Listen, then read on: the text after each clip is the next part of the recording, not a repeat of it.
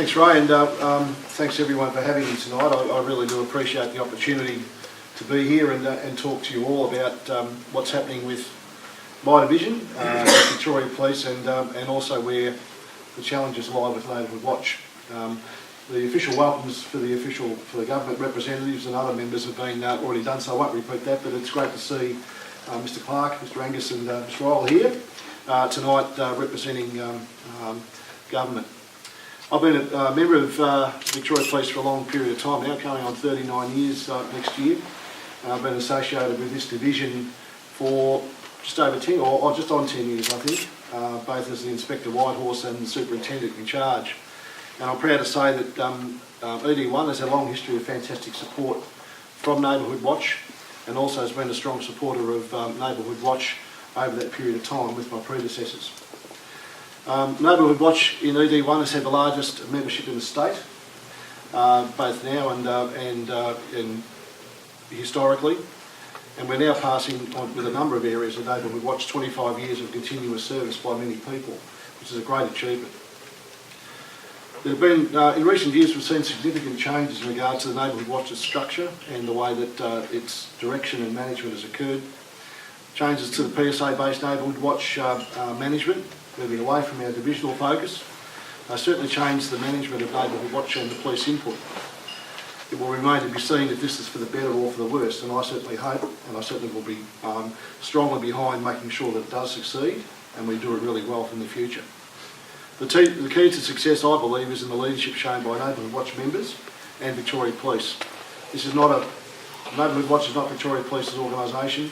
We work in partnership, we work in conjunction with each other, and I think we have both very, very strong roles in ensuring that that occurs. Tonight I really want to talk about how the division is moving forward in a policing context and how this will impact on Neighbourhood Watch moving forward. I also want to talk about some of the challenges that I see for Neighbourhood Watch in the future. ED1 is a really dynamic division. It consists of 4 police service areas of Whitehorse, Manningham, Burundara and Monash. It's a real melting pot of nationalities, demographics of people, race, age of population. It has a myriad of public order and policing issues, road policing issues and crime. Our neighbourhoods are changing, there's no doubt about it.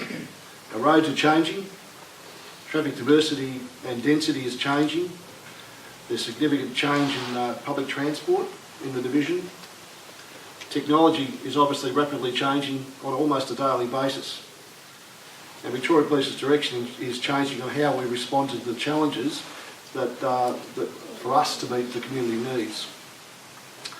Community expectations are changing as well with regard to service delivery and what the community, what the public expect from us as a organisation. We're seeing family violence reports increasing incredibly across the division, and when you look at the figures that we've got in regard to family violence and how that is growing with reports, it poses a really serious challenge for the community to meet the needs of a whole range of individuals in the community. And you see also the impact that family violence has across this division. I've actually written about that in the Neighbourhood Watch e-newsletter in the past and to highlight it. Mental health is also a challenge for our division, and particularly in regard to mental health related offending. It relates back to, again, connected strongly to family violence, and it impacts seriously on our ability to provide services across the division in all other aspects.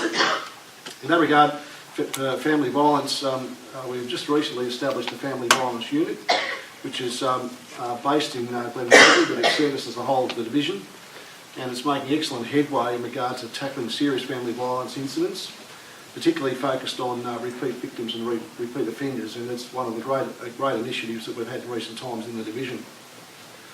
What I can say, I suppose, is Victoria Police is now far more responsive to community needs, and we're starting to listen to what the community and our stakeholders think about us and what they want from us. This is a major step forward in community engagement. So what are we doing as a division? ED1 has changed the way we tackle crime through Victoria Police intelligence doctrine. We now focus on recidivist offenders, which, if you think about the Pareto principle, the 80-20 rule, the 80% of offending in this division is committed by about 20% of offenders, and that's a pretty close guess. High-risk community locations have been identified around the division. We have one in Box Hill, which is Box Hill Centro. We have one in Manningham, which is Shopping Town. We have one in Clayton, which is the shopping centre around Clayton, Camberwell Junction, and also the Kings Way in Glen Waverley are the areas that provide us with I suppose, an input in regard to services. We spend a lot of time at these locations and they cause us a major problem, so we're focusing on those particular areas. We've also changed the way that we look at crime investigation, and our advancing investigation model, or AIM, has changed the focus of our CIUs, our detectives, and also the way that we task to these particular offences that we're investigating. There's also, that means that now that our local area commanders, the inspectors that manage each of the PSAs, have a changing role as well. They were in charge of all resources within that within their PSAs, but under the AIM model, the CIs, the investigating areas, are in charge of being managed, I should say, by our investigation and response inspectors. That hopefully will provide more time for our local area commanders to focus on community engagement and use the resources within the community to actually start driving some of the changes that we need to do. Tasking coordination is also a major focus for us, and it has been for some time, but under the new intelligence doctrine, we've changed our focus. We were and still are intelligence driven, which is a major bonus for Victoria Police. But we're also looking now at being more contemporary with our tasking and understanding where the trends are, where the crime trends are, and where we need to put our resources as they occur and as we identify them, rather than trying to look at data that was a month old and then making decisions on crime and issues that were a month old. So we're doing things on a daily basis, and we're really getting better at what we're doing. We're focusing on really what those that cause the greatest harm in the community. We've found that by focusing on these particular individuals and groups, that we can start to influence the offending rate and start to make inroads into reducing crime in the community. Also focusing on what is driving our crime, and not surprisingly, drugs, in particular ice, is one of the major drivers of volume crime in this division. Youth offending and victimisation is also a major issue for us. And youth being from 15, I think, to 24 years of age, that age group is responsible again for pretty much 80% of our offending and victims within the community today. Alcohol, not surprisingly, still is a major issue for us, both on the roads, with family violence, with public order issues. That continues to drive a lot of our business, and in certain pockets of this division, in Hawthorne, within Burundara particularly, the nightclub precinct, a lot of people flock to those areas for, and involves alcohol intake and subsequent offending that occurs both at the venues and outside in the street. So it is a major cause for us to task to. Family violence I've mentioned. I can't underestimate the numbers of family violence incidents that we get in the community. It has been a grossly underreported crime, and is a blight on our society, to be honest with you. And I really welcome the efforts that the division has put into addressing this particular issue. The rise in reporting is obviously influenced by the greater trust in Victoria Police, the Family Violence Code of Practice, which I've also written about in the past in the Neighbourhood Watch newsletters, and the ability for police to actually do their job properly and not treat this with contempt, as I think they have in the past, really making it a great inroads into it. And mental health, as I said, has been and is a major challenge for us. That involves being tied up with assessing people with mental health issues and dealing and responding to problems that mental health affected people cause. And that covers a whole gamut of different illnesses and conditions. Excluding family violence has increased slightly, in the division and is consistent with state trends. I honestly believe that ED1 is per head of population, or 100,000 population, is one of probably the safest division in the state when you look at the data, and that's supported by statistical data. Crime against property has increased almost 14% against the state's 3% in the last 12 months. And this is across all PSAs, and we've got some real challenges when it comes to residential burglary, commercial burglary, that includes shops and schools, and a whole range of thefts. Theft from motor car, with the significant portion of that being number plates, has risen considerably in the division. Theft of motor car, and this is almost entirely youth related, has risen, I should say, also significantly in the last 12 months. We're seeing Subarus, older model Subarus and Nissans now being targeted by youth. There is a strong influence from the Department of Human Services clients that reside within this division to offend. They're stealing cars, they're then committing other offences which increase the offending as a result of one particular offence, and they are a real significant issue for us. Offences of deception or fraud are also a major concern. ED1 offences are being driven by the emerging use of new swipe and go credit cards. These credit cards are often stolen in burglaries and also from cars. Before they're discovered, the offenders are now going to supermarkets, bottle shops and other areas where they can just buy smaller items, swap the card, no signature, no PIN, and get away with it. And it has risen our offending rate significantly. That's not just in ED1, it's across the state. Our planning processes through the integrated risk management or planning and risk management model have certainly changed the way we're looking at community input and what community priorities are. It's a process that we're currently undergoing. We're developing profiles in the division in regard to stakeholder engagement, people issues, business and community safety as well. And that will help to inform the organisation through the guiding document, which is called the Blueprint, to identify the priorities across the division and across the state, and so we can then put our resources and work into those priorities. So I see that as a major benefit and a major change in the way that we actually do business. As I said, we're now guided by the Victoria Police Blueprint, which is revised annually and reflects the challenge or the changing priorities that we have in the state. There's no doubt we're focused on becoming more mobile in our response to crime through our tasking and moving resources around the division more effectively. I see my job as leading that change to ensure that my managers and those who work underneath those managers accept the fact that we work for a division or within the division, and the resources that we have at our disposal can be used anywhere in that division when needed, rather than I work at Box Hill and that's all I do and I don't go out of Box Hill, which is what used to happen in the past. So we have to change mindsets with police members quite significantly, but it's working. And the more acceptance we get, the more mobile we get, and the more ability we have to change the way that we focus on and address crime issues.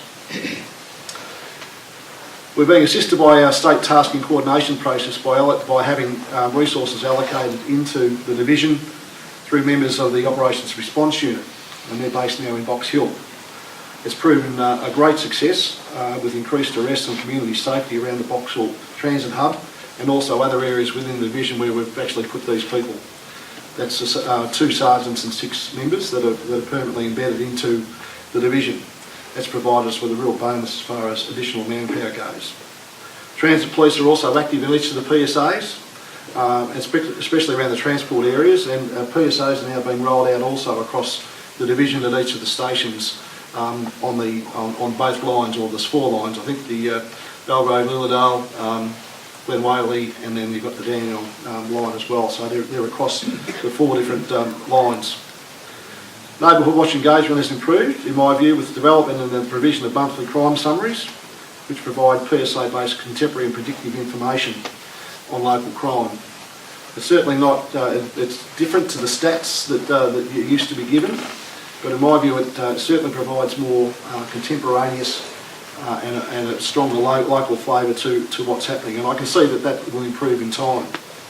iWatch has commenced in Boroondara and will be rolled out across the division in time as well, and as Jill said, we have a changing world, we have a changing technology, we have a changing demographic, and we have to actually start to meet the technological challenges and changes that are now with us. If we don't do that, I think we might as well give up and go home. Our biggest challenge, I think, is community ambivalence to security. We will be sending out some information in the near future to all of you and through e-news, talking about security issues, etc. This is always the problem. People leaving computers, phones, cameras, money, credit cards, whatever, wallets in cars, not locking cars, leaving them in plain view. It's an open invitation for thieves to come in and steal them, and believe me, they will, and they are doing it. We're suffering, I think, a problem of being an affluent society in this division, certainly across Boroondara, Whitehorse and Manningham, and pockets of Monash. They've been targeted because of the affluence and the ambivalence of members of the community to willingly unlock cars or not lock cars and not have the security that is needed around households, and it's easy pickings, and that is a real challenge for us. So what are the challenges for the future of Neighbourhood Watch that I see? There is no doubt the sustainability of leadership is the key. Membership needs to grow. We need to recruit younger community members, and there is I think there's a generational issue where younger people won't attend meetings or become personally involved in community issues.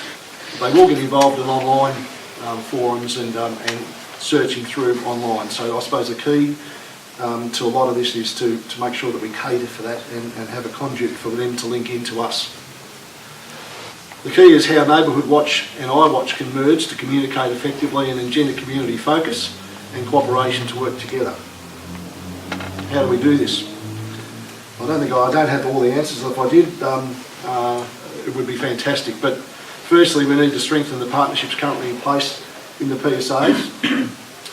The LACs, the local area commanders, need to take a stronger leadership role and drive the links between Neighbourhood Watch, iWatch and the community. Safety committees that have been established under each of the high-risk community locations need to link more strongly to Neighbourhood Watch. I don't believe this is happening at present in all areas. We need to mobilise Neighbourhood Watch more effectively in a range of areas. Safe plate operations are a start, but we need to do more. Look, lock and leave operations also are important, but we need to do more. We need to look at how we communicate to all Neighbourhood Watch members more effectively, so that information is current and able to be communicated widely through Neighbourhood Watch networks.